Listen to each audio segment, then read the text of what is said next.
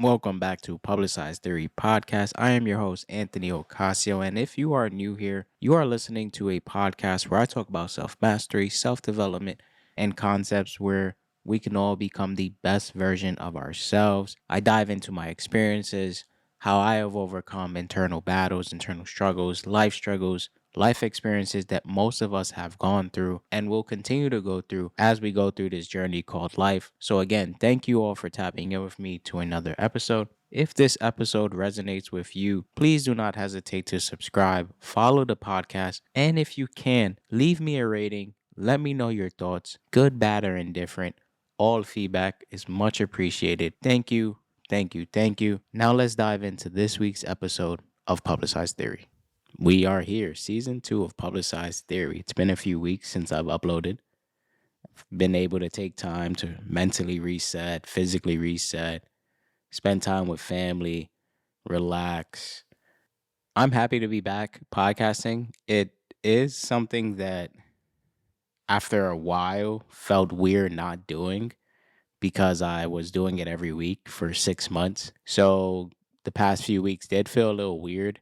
And at some point, I did get concerned like, what if I never go back to podcasting? Because what if it was a habit that I just broke by not podcasting for a few weeks? Little things like that was going through my mind, but I told myself, no, you are going to continue to podcast. You're going to continue to put out episodes and share your experiences and whatnot. And here we are. I think for the most part, the break was needed. It's just something that I think is required for me specifically because every week you may not be in the right mindset to communicate effectively, or personally, you may not be in the mood to want to communicate. So I feel like having those breaks, like what I just went on, which was a few weeks, really allows me to recharge and to fill my cup up again and obviously continue to produce content and go on with every normal day life. So if you are back with me right now for season 2, thank you. You may have noticed there's a new intro. I'm trying this thing out. I recorded an intro. I'm going to be using that intro for every episode. For season 1, I honestly recorded the intro fresh every podcast episode. This time around, I'm going to honestly copy and paste the audio. So you may see that as a changing element of the podcast episodes, along with things that are coming in the future. I've said it before, I want to do video. That's the next step. I want to produce high quality content. That's obviously a next step. But for the time being, just getting content out is my first and foremost priority. So putting words to the mic each and every week is obviously something that has to continue, whether there's video or not. For this week, and honestly, every week moving forward, but for this week, I was really inspired by things that I've been doing and things that just come to me in terms of all the work that we really do day in and day out. Yes, we have jobs. Yes, we do things for other people. Yes, we have obligations and commitments and so on and so forth. But the real work always happens internally. It's always an inside job when it comes to succeeding in life. Yes, there are jobs externally that you perform at, and for the most part, succeeding at life is always an inside job. It's an inside job because we have to make sure that we are always okay internally in order to perform effectively externally. If we're having a bad day, yes, we may be able to throw up a front and perform regardless and compartmentalize. And all of those are great qualities and great attributes to have as an individual. But to reach new levels and new heights and new arenas and new environments and all of the things that we want, everything always starts inside of us. Whether it's having a dream, whether it's having a vision, whether it's overcoming hurt and anger and negative emotions, whether it's dealing with stress, anxiety, depression, all of these things happen internally. And life is really just one big inside job that we go through day in and day out, managing our emotions, managing our feelings, managing how we process information, managing how we're perceiving individuals, and managing relationships and managing our finances. And all of that really starts within. And it may sound redundant and it may sound like a no brainer, but far often than not, we look for those things to come externally. We look for what we need to generate ourselves. We look for that to come from external factors or someone else, whether it is validation, whether it is confidence, whether it is motivation. Everything revolves around how we are able to deal with things internally. I know that there are so many elements to life that, for one, we're not prepared for. We may go through situations that no one have ever gone through in our inner circle. We may have gone through things that some people would not come out of. But when you really think about all of those situations and things that you're going through right now, maybe, what is the one determining factor? How are you going to deal with it? How are you going to overcome? How are you going to see yourself through to the other side? I remember it may have been in elementary school. This was in Brooklyn, New York. I went to elementary school, PS 277 in Garrison Beach, Brooklyn. An amazing school. Had an amazing time there.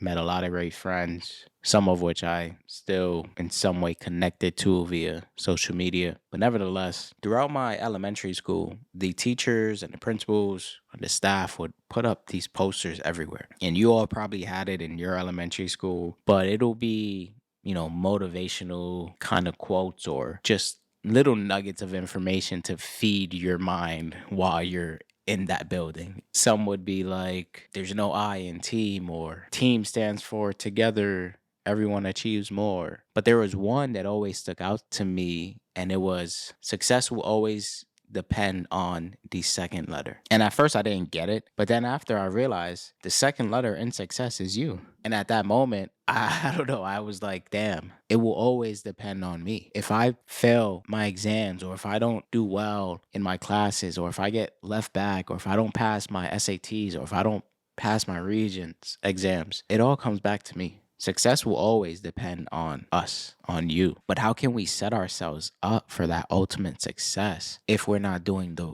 internal work that success is dependent upon? Whether that's identifying triggers and emotions and negative feelings that you have to overcome, whether that means having conversations with people, whether that means saying, I'm sorry, you know what, I did wrong, I apologize, whether that means rekindling friendships, letting go of grudges, finding things and ways that allow you to be motivated or that allows you to reset and rest, finding every element of your day-to-day life that allows you to perform at your highest level, or at least your optimal level. It always starts internally. And for the most part, when we go through life, always understanding that it starts and ends with us, we become more reflective.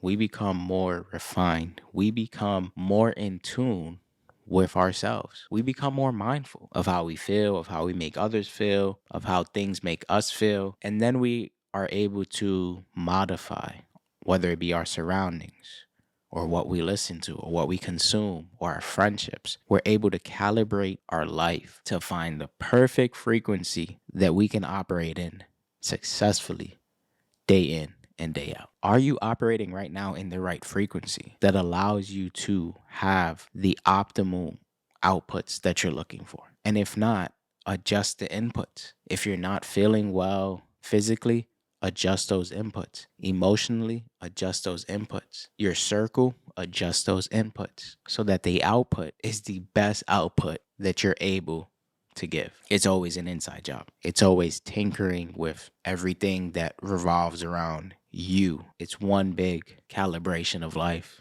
if that's what we want to call it right now. I think for me, it's the same. What do I want to listen to? How am I feeling today? Why am I feeling this way? What can I do about it? Communicating, trying to stay at the best optimal state of mind that I can be in. It's not a one size fits all, but I think the approach can help anybody. As always, think about that over the weekend. What frequency are you operating in right now?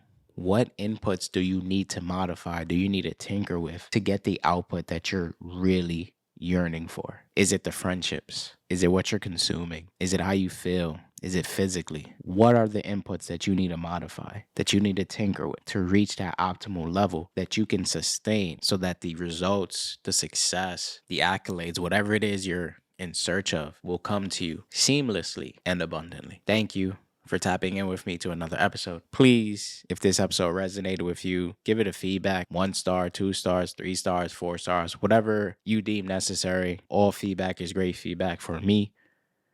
Until next time, have an amazing weekend. Stay safe and stay blessed.